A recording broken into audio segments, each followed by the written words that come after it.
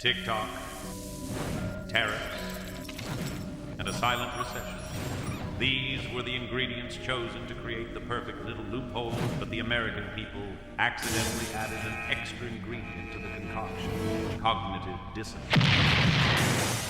Thus, a false sense of resistance was born. Already, the White House has just announced that China will now be facing a 245% tariff as a result of their retaliations against the US. And one of those price $23,000, but Guangzhou price $600. Let's expose luxury's dirty pricing secrets. President Donald Trump's tariffs on China are still causing some confusion for consumers. I will tell you 30 luxury brands. Some of their products are made in China. Ralph Lauren, Armani, Nike, Dior, Lululemon, Apple, Michael Kors, Coach, Calvin Klein, Prada, Celine, Swarovski, Adidas, The You're not North beating the Face. system of luxury by buying a knockoff Birken babes. You're buying these knockoffs, feeling like you stuck it to the system, bragging that you got it for a fraction of the price, screaming that others are being scammed. You found the cheat code while holding your knockoff like a trophy. Meanwhile, a representative for the system is in the back spending their dollars on your purchase to buy a real version of what they sold you. You know, the one that they said it wasn't worth the price, laughing at how easy of a lick you were to get. Laughing at how easy of a lick you were to get. I used to think I was doing something by cutting out the middleman, by going straight to the source, by getting myself a little Canal Street deal and supporting my community members who were just trying to make a living, right? It felt like a protest, like a loophole, like a win.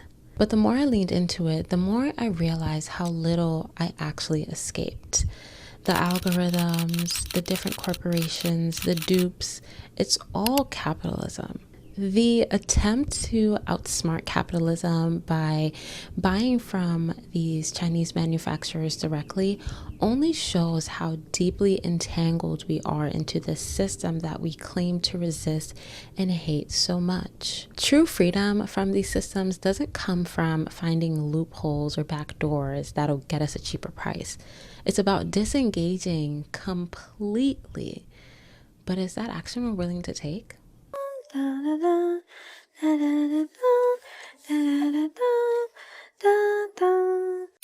Hello everyone, welcome back to my channel. My name is Ayi. Thank you so much for clicking on this video. It's so lovely to have you here. I said this in my podcast episode, but once again, thank you so much for all of the love on my last video. I'm so happy that so many of you guys resonated with it, and that video alone brought in over 1,000 of you guys, so I'm extremely grateful. Thank you so much. I'm so happy to have you here. Also, if you guys see a glare, it's just my light. I did not want to turn on the big light. I just hate the big light. Even in videos, it's just not my favorite. So if you see a glare, it's just the light and my glasses. Sorry. So this video is more so about a critique on capitalism. Am I really gonna enter the video essay space without making a video about capitalism? Like, is that really gonna happen? No. But yeah, it's less so about the tariffs and the trade war and more so about how we've been reacting to it. But before we get started, it is important for me to give you a bit of a TLDR on what's been happening. Hello from China. Let me show you the United States products in my home. Nothing. Do you have something from China in your home? So in order to get a scope of things, we need to rewind a bit. In 2018, Trump launched a trade war with China. He slapped tariffs on a ton of Chinese imports, promising it would boost American manufacturing and bring back jobs. Again, what's been allowed to go on for decades is disgraceful. It's disgraceful. Tariffs are the greatest, he tweeted. Fast forward to 2025 and here we are again. And he has the same playbook: protect American jobs, reduce dependency on China, restore national strength. Specifically, Trump says tariffs will encourage U.S. consumers to buy more American-made goods, increase the amount of tax raised, and lead to huge levels of investment in the country.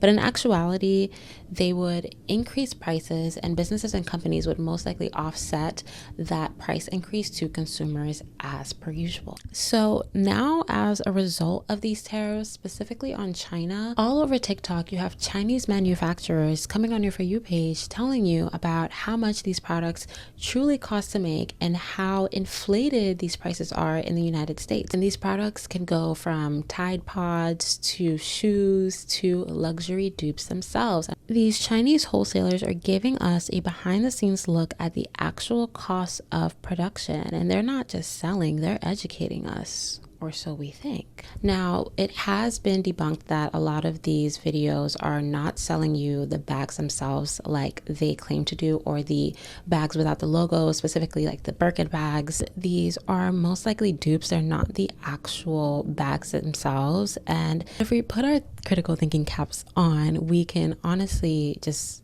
assume that a lot of these luxury brands have these companies sign NDAs so that they don't sell their products elsewhere, and sign contracts where they won't be able to give out this information so easily. When Americans started seeing these Chinese manufacturers show us how things are made and how much they actually cost, this is where the cracks in the illusion start to show.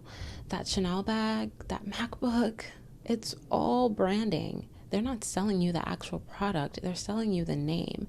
There are so many different products who might not be as popular that are way better than these brands. But because they've made such a big name for themselves, these are the brands that we go for. And I'm saying that as I'm filming from my iPhone. And all of these things aren't expensive because of their functionality or because of what they symbolize. They're expensive because of the name. It's a status symbol, it's a class performance, a little piece of luxury in a life that's otherwise unaffordable. We want to prove something to not just ourselves, but to others as well, that we can afford these things, we can afford these lifestyles, when majority of the case, it's not true. Let's use the Hermes Birkin as a case study. And that is how you get a Birkin. The Birkin was born from Jane Birkin's need as a mother of three for a spacious bag, and on a flight in 1984, she found herself seated next to Hermes's then chairman, and they struck up a conversation in which she said that she wanted a bag half the size of her suitcase. The chairman then said, well, draw it for me and show me what it looks like. And after Jane Birkin did this, Hermes produced the bag and offered to name it after her. The actor was often photographed with her namesake bag, but she famously only used it one at a time, preferring to wear them out over the course of years rather than keeping them pristine, which is incredibly ironic now that we think about it. People collect luxury bags like this and make sure that they don't look like they're worn out, because God forbid you use a bag for what it's for, right? The average Hermes Birkin costs anywhere from a little under $10,000 to over $2 million. And if you want a video a bit more detailed about luxury bags and how they're a scam,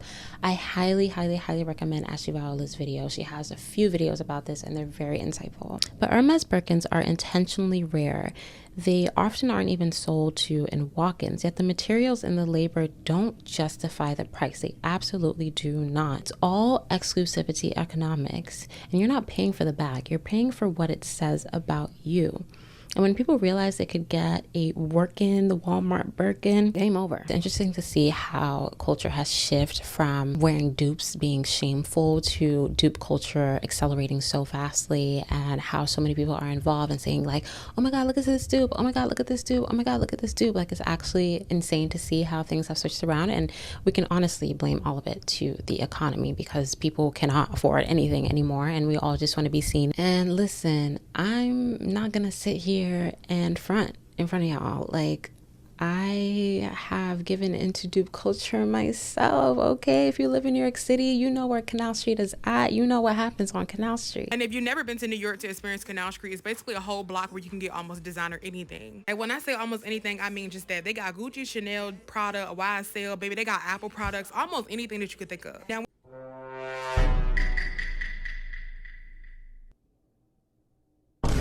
I have gotten myself a little Canal Street deal back in my day, okay? But honestly, first of all, this bag is hella cute.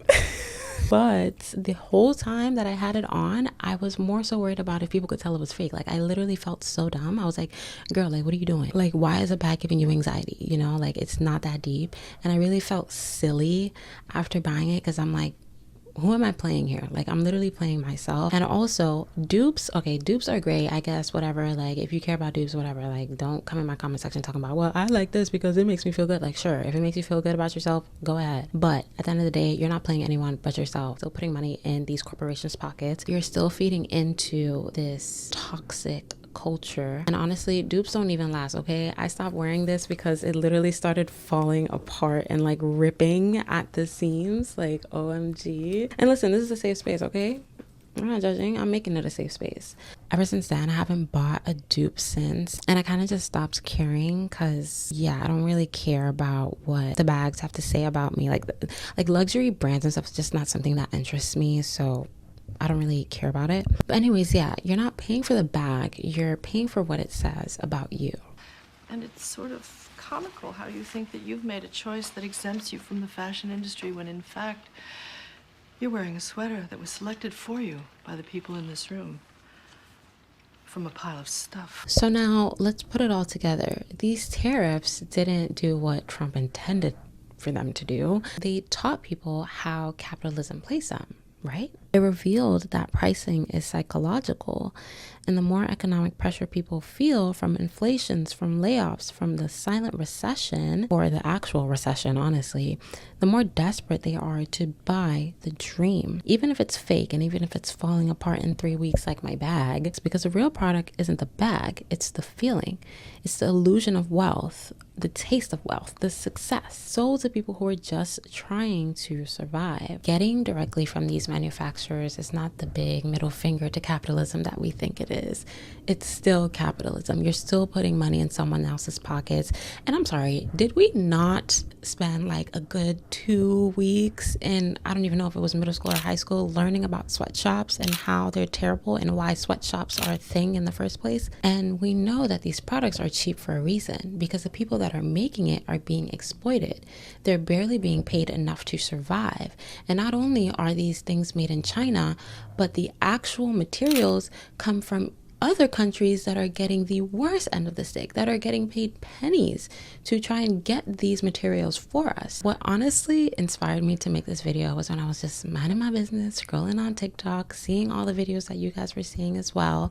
But then I came across someone who also saw these same videos, but you know what she was doing? She was showing her Lululemon outfit. She was like, oh my God, look, I got this Lululemon fit from the Chinese manufacturers. Link in my bio. You go to the link in her bio, and it's behind a paywall. The free game that y'all got, she collected them and she put them behind a paywall. That just comes to show you that at what point do we start taking accountability, right? Like, it comes to show you that under a capitalistic society, we crave more. It thrives off of you never being satisfied, and creating lists of people who are coming onto your social media for free literally shows you that anything can be commodified, even knowledge. Capitalism will always create new middlemen, even in spaces that are meant to stop it. And honestly, I do want to preface that it's true that we shouldn't be blaming individuals for things that corporations and companies are doing 10 times worse. They're doing way more damage than individuals can possibly make.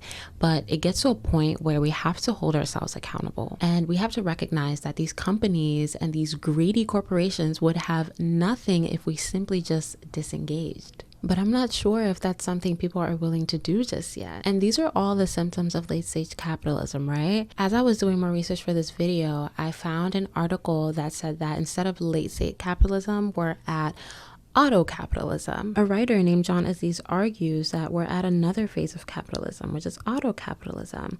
He says, auto-capitalism represents a systemic departure from previous versions of capitalism. Historically, capitalism relied on mass human labor as the input that drove production, thus creating a perpetual tension between workers and capitalists. But artificial intelligence and roboticization have changed the equation.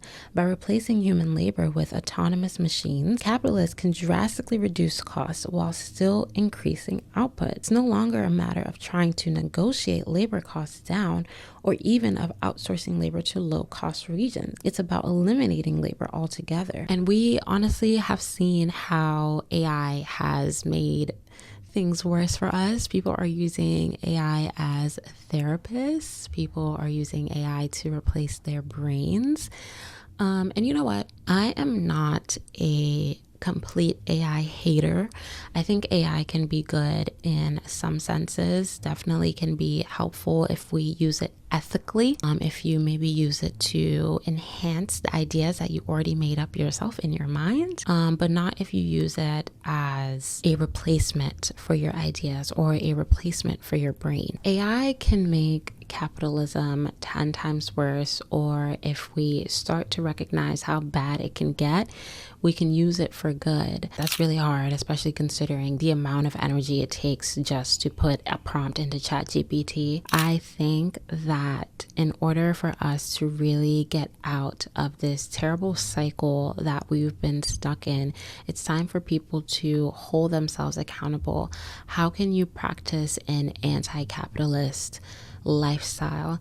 And we're all capitalists, okay? Especially if you live in America, we really don't have a choice, but there are some things that we can do in our daily lives to help mitigate this. The truth is, like, you do not need these things. You do not need them, and you will be completely fine without them.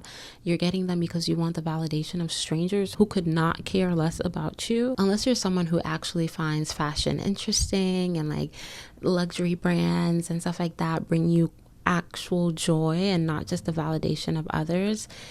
That's not majority of the people. The majority of people just see it as a status symbol, and it's easily seen by how quickly we rush to get these dupes. And yes, there are some dupes that are practically the same as the real thing, but I honestly feel like that's rare, speaking from someone who has fallen for, like I said, a little deal. And another concern to raise is that the majority of the people, or at least that's what I see in my life and in my community, a lot of the people who go for these luxury brands and put them on such a high pedestal are people who cannot afford that kind of lifestyle. And this is something my community in New York City gets criticized for so much. Oh my gosh, you walk around New York City in the winter and all you're gonna see is $1,000 coat everywhere. Everyone got on $1,000 coat, at least a Mackage, Canada Goose, Macash, Canada Goose, Moose Knuckle, all these brands that has been the norm since I was younger, since I was in high school.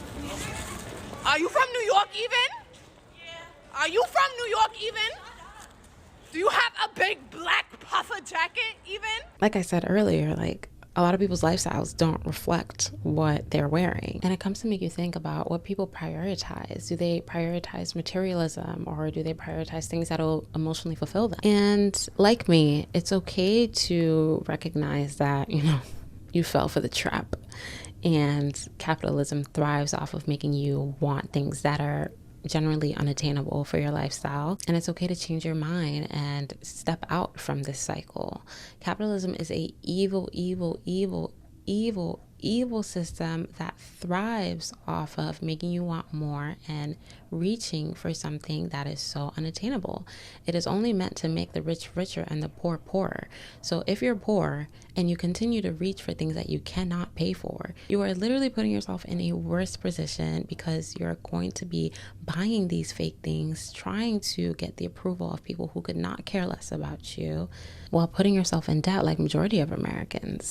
Are you serious? Literally, that's $75,000. Hold on. Diamond earring came off in the ocean and it's gone. And there's people that are dying. In order to truly see a change, we have to be willing to be inconvenienced, to normalize delayed gratification, and to take these brands off the pedestal and understand that they won't have status unless we give it to them. But every single aspect of our lives has fallen into the capitalistic trap. And it's up to you to try and take control over that. It gets to a point where, like I said, we have to start holding ourselves accountable and doing the best that we can, while simultaneously understanding that, yes, we can't completely blame ourselves, because these brands and these companies do way more damage than we do. And it might cause some cognitive dissonance, but capitalism thrives off you not being able to think. You know that quote, knowledge is power? It might be overused and it might have lost its meaning, but it really is true. Any socioeconomic system that needs to rely on stopping people thinking of any alternative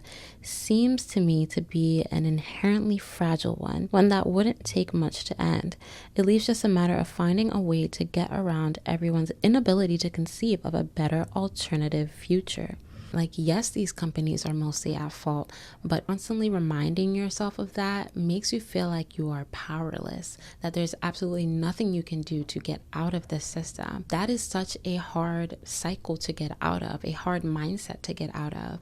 But once you try to chip at it little by little, it becomes easier. There are some questions that we have to consider, and you guys can answer these questions in the comments below. Let's start a conversation. Do you really think that you'll see the end of the world before you see the end of capitalism? What does a fair world look like to you? I think that is where we can start to actually implement those changes in our own lives. How can you practice an anti-capitalist life while simultaneously living in its society? We are all active participants of capitalism, but we can definitely lessen the blow by being intentional with our consumption. So yeah, that is what I have for you guys today. Some light, you know. How can you start making these little changes in your life daily? How can you be more intentional? These are all things that we can think about as we're going through our lives. Do you really need that Lululemon dupe? Do you really need it? Do you really need those sneakers? Huh? Will it actually make you happy long time? Is it actually gonna last you a long time? Is it good quality? Do you actually need it? These are all things we can think about, and don't look to me for the answers. I'm just a girl, and I'm trying to practice this in my daily life as well. But yeah, I hope you guys enjoyed my video. Make sure to like, comment, and subscribe. Share your thoughts. I would love to know. If there's any other videos that you guys want me to talk about, any other topics that you guys want me to talk about, let me know as well. Once again, thank you all for your lovely support, and I will see you guys in the next one.